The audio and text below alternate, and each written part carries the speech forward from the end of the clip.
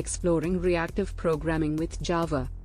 Reactive programming is all about building apps that are more resilient, responsive, and scalable. Reactive programming lets developers write code that reacts to changes and events as they happen. This is unlike traditional imperative programming, where code runs sequentially.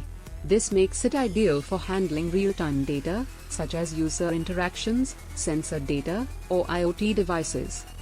Getting started with reactive programming in Java. To get started with reactive programming in Java, you will need to familiarize yourself with a few key concepts and tools.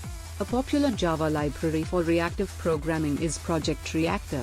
It has powerful tools for working with reactive streams.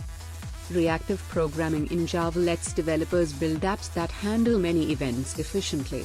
It shifts the focus from imperative programming to a declarative style. In it, you define what to achieve, not how to achieve it.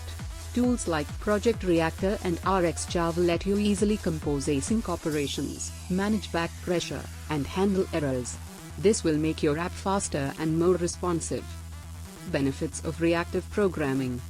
Concurrency control. Reactive programming makes it easier to control concurrent operations. It ensures a predictable data flow. Resilience. Apps built with reactive programming are more resilient to failures.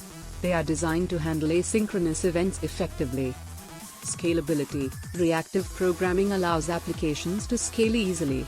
It can handle a lot of concurrent connections without blocking.